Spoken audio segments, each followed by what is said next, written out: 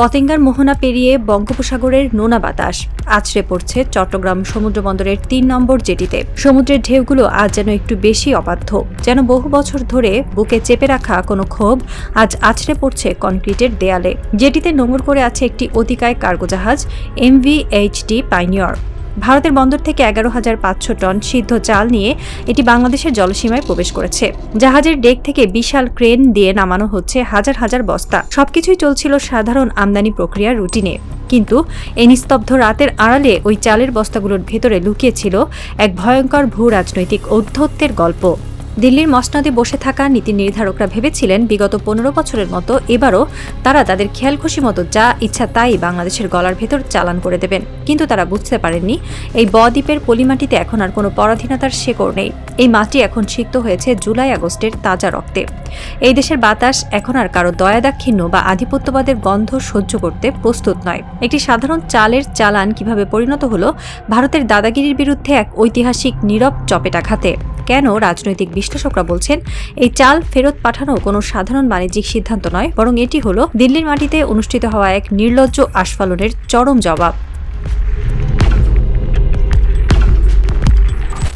এই চাল ফেরতের গল্পের পেছনের আসল কারণটি বুঝতে হলে আমাদের দৃষ্টি ফেরাতে হবে হাজার মাইল দূরে ভারতের রাজধানী নয়াদিল্লির দিকে। মাত্র কয়েকদিন আগের ঘটনা। দিল্লির মাটিতে অত্যন্ত জাঁকজমকপূর্ণভাবে অনুষ্ঠিত হলো একটি বিশেষ রাজনৈতিক প্রোগ্রাম। কার প্রোগ্রাম?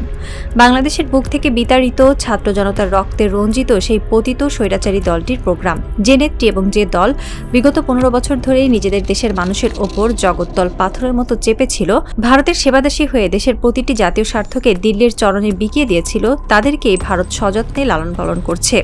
শুধু আশ্রয় দেওয়াই নয়, রীতিমতো প্রোগ্রাম করার স্পেস দিয়ে ভারত প্রমাণ করতে চাইল তারা এখনও বাংলাদেশের ভাগ্য নিয়ন্তা।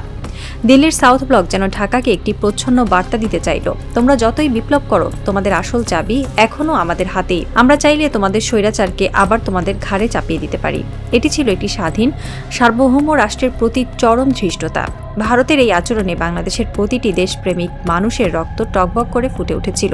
যারা বুকের তাজা রক্ত দিয়ে দেশটাকে দ্বিতীয়বার স্বাধীন করেছে, তারা কিছুতেই এই ঔদ্ধত্য মেনে নিতে পারছিল না। দেশের বাতাস ভারী হয়ে উঠেছিল এক চরম ক্ষোভে। ঠিক এমন একটি মনস্তাত্ত্বিক বিস্ফোরণের মুহূর্তেই চট্টগ্রাম বন্দরে এসে ভিড়ল ভারতের সেই চালবাহী জাহাজ। ২০২৫ সালে স্বাক্ষরিত G2G চুক্তির আওতায় এই ১১,৫০০ টন সিদ্ধ চাল আনা হয়েছিল। ভারত সবসময় এই ধরনের চুক্তিগুলোকে তাদের বড় ভাইয়ের দয়া হিসেবে দেখাতে পছন্দ করে। তারা মনে করে তাদের বাতিল নিম্নমানের পচা পণ্যগুলো ফেলার সবচেয়ে বড় ডাস্টবিন হলো বাংলাদেশ। ২১শে জুলাই MV-HT পাইনিয়র যখন বন্দরে পৌঁছালো, তখন পুরনো সিস্টেমের কিছু অসাধু কর্মকর্তা ঘাপটি মেরে বসেছিলেন। ২২ জুলাই নিয়ম রক্ষার একটি লোক দেখানো নমুনা পরীক্ষার পর ওই কর্মকর্তারা একটি ছাড়পত্র দিয়ে দেন। চালগুলো মানবদেহের জন্য সম্পূর্ণ নিরাপদ এবং খাওয়ার উপযোগী। সবুজ সংকেত পাওয়ার পর কাজ শুরু হলো দ্রুত গতিতে। ২৩ ও ২৪ জুলাই টানা দুদিন ধরে জাহাজ থেকে প্রায় ৩,৫০০ টন চাল খালাস করে দেশের বিভিন্ন খাদ্য গুদামে পাঠিয়ে দেওয়া হলো। দিল্লির বাবুরা হয়তো তাদের শীতাতপ নিয়ন্ত্রিত কামরায় বসে হাসছিলেন। তারা ভাবছিলেন, দেখলে তো, যতই ভারত বিরোধী স্লোগান দিক, শেষ পর্যন্ত আমাদের পচা চালই তো ওদের খেতে হয়। আমাদের ছাড়া ওদের কোনো গতি নেই।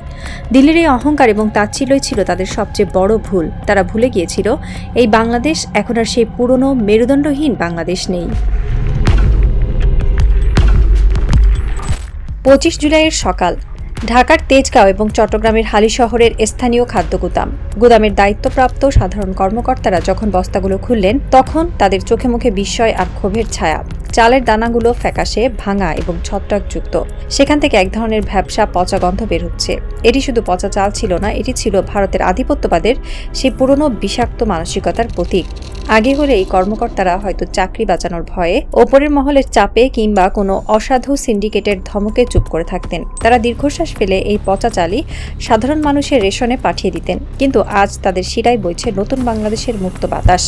তারা স্মরণ করলেন সেই তরুণদের কথা যারা রাস্তায় বুক পেতে দিয়ে বলেছিল, পানি লাগবে, পানি।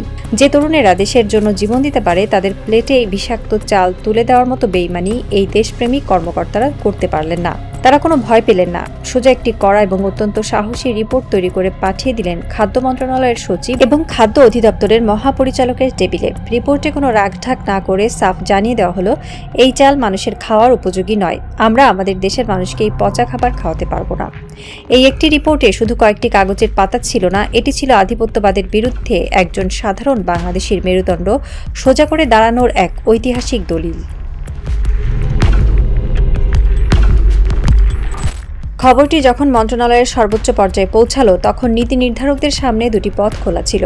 এক, ভারতের সাথে সম্পর্ক খারাপ হওয়ার ভয়ে চালগুলো রেখে দেওয়া। দুই, দেশের আত্মসম্মানকে সবার উপরে স্থান দেওয়া। নতুন বাংলাদেশ দ্বিতীয় পথটি বেছে নিল। সঙ্গে সঙ্গে চট্টগ্রাম বন্দর নির্দেশ দিল, স্টপ আনলোডিং, খালাস বন্ধ করো। যে জাহাজটি থেকে ইতিমধ্যেই ৩৫০০ টন চাল নেমে গিয়েছিল, তার পেটে তখন পড়ে আছে আরও ৮০০০ টন চাল।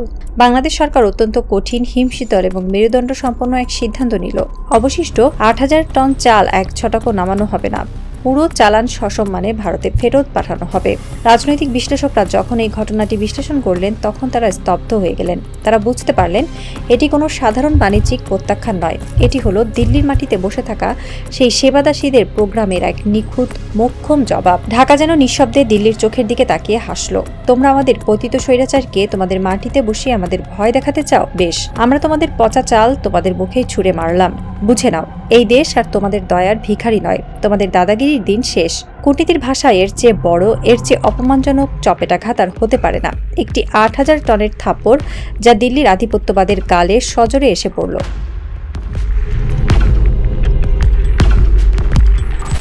বাংলাদেশ যে ভারতের মুখের উপর এভাবে চাল ফেরত দিতে পারে, তা ভারতীয় বাণিজ্য মহলের কাছে ছিল কল্পনারও অতীত। খবরটি ছড়িয়ে পড়ার সাথে সাথে ভারতের চাল রপ্তানিকারক সিন্ডিকেট এবং সাউথ ব্লকে রীতিমতো শোরগোল পড়ে যায়। ভারতের প্রভাবশালী সংবাদ মাধ্যম দ্য হিন্দু বিজনেস লাইন তড়িঘড়ি করে একটি বিশেষ প্রতিবেদন প্রকাশ করে।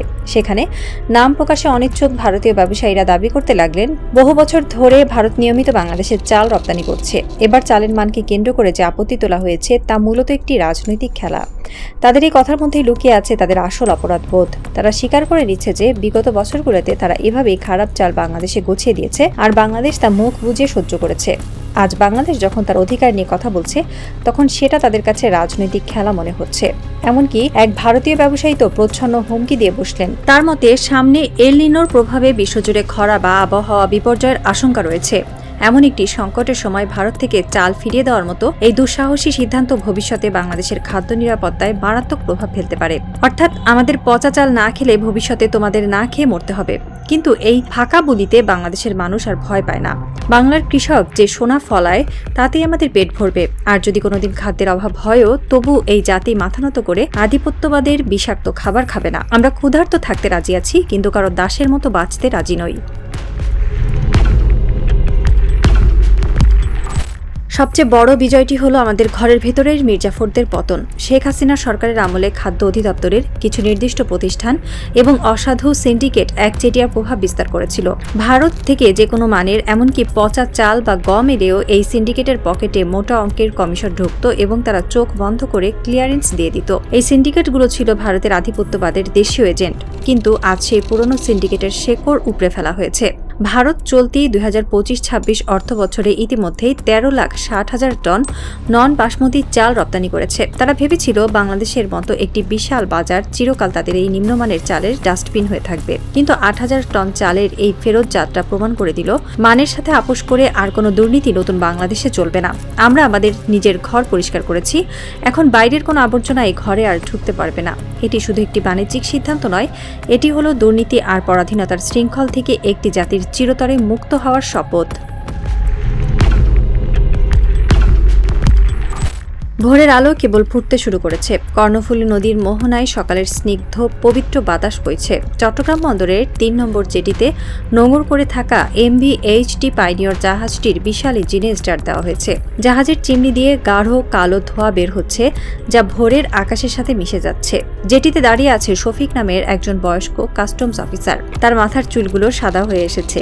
তিনি ১৯৭১ সালে মুক্তিযুদ্ধ দেখেছেন, আবার ২০২৪ সালের জুলাই বিপ্লবে নিজের নাতিকে রাজপথে রাজপথে রক্ত দিতে দেখেছেন। জীবনের এই পড়ন্ত বেলায় এসে তার চোখে আজ এক অদ্ভুত মায়াময় প্রশান্তি। বিশাল জাহাজটি ধীরে ধীরে ছাড়ছে। এর পেটের ভেতর পড়ে আছে সেই ৮,০০০ টন বাতিল চাল, যা বাংলাদেশের মাটি স্পর্শ করার অধিকার চিরতরে হারিয়েছে। জাহাজটি মুখ ঘোরাচ্ছে বঙ্গোপসাগরের দিকে, ফিরে যাচ্ছে সেই দেশে যারা ভেবেছিল এই বদ্বীপের মানুষদের আত্মসম্মান বলতে কিছু নেই। শফিকের চোখ ঝাপসা হয়ে এলো। এই চোখের জল কোনো দুঃখের নয়, এটি এক পরম প্রাপ্তির, এক আকাশসম অহংকারের জল। তিনি তার পায়ের নিচের কনক্রিটের জমিনটার দিকে তাকালেন। এই মাটি, এই দেশ কতটা আপন, কতটা পবিত্র। আমরা পেরেছি, শফিক বিড়বিড় করে বললেন। তার কণ্ঠটা আবেগে কাঁপছে। আমরা অবশেষে ওদের মুখের উপর না বলতে পেরেছি। শফিক আকাশের দিকে তাকালেন। দিগন্তের ওপার থেকে একটি টকটকে লাল সূর্য উঁকি দিচ্ছে। সেই লাল আলো এসে পড়ছে জেটিতে থাকা একটি লাল সবুজের পতাকার উপর। শফিকের মনে হলো এই সূর্যটা আজ যেন একটু বেশি উজ্জ্বল, এই বাতাসটা আজ যেন অনেক বেশি স্বাধীন। দিল্লির মসনদে বসে যারা আমাদের দেশের পতিত স্বৈরাচারকে নিয়ে নতুন করে চক্রান্তের জাল বুনছে, তারা হয়তো বুঝতেই পারছে না যে এই বাংলার প্রতিটি ধূলিকণা আজ তাদের বিরুদ্ধে এক দুর্ভেদ্য প্রাচীর হয়ে দাঁড়িয়েছে। আমরা আমাদের পেটের ক্ষুধা হয়তো নদীর পানি দিয়ে মেটাবো, কিন্তু কারো দয়া ভিক্ষা করে, কারো আধিপত্যের নিচে মাথা নিচু করে এক মুঠো ভাতও আর এই জাতি গ্রহণ করবে না। জাহাজটি ধীরে ধীরে দিগন্তের কুয়াশায় মিলিয়ে যাচ্ছে। শফিক পরম মমতায় জেটির একটি লোহার পিলারে হাত রাখলেন। এই মাটি আমাদের মা, আর মায়ের আত্মসম্মান রক্ষা করার চেয়ে বড় কোনো ইবাদত এই পৃথিবীতে নেই। আজকের এই ভোর কোনো রাজনৈতিক থ্রিলারের সমাপ্তি নয়, এটি হলো একটি জাতির পুনর্জন্মের এক মায়াময় কবিতা। যে কবিতায় লেখা আছে, আমরা গরিব হতে পারি কিন্তু আমরা স্বাধীন। আমাদের আকাশ, আমাদের মাটি আর আমাদের আত্মমর্যাদা ভারতের গরু পূজারী শাসকদের কাছে আর কখনোই বিক্রি হবে না। স্বাধীনতার এই স্নিগ্ধ পবিত্র বাতাস আজ বাংলার প্রতিটি ঘরে ঘরে পৌঁছে যাক। বাংলাদেশ চিরজীবী হোক।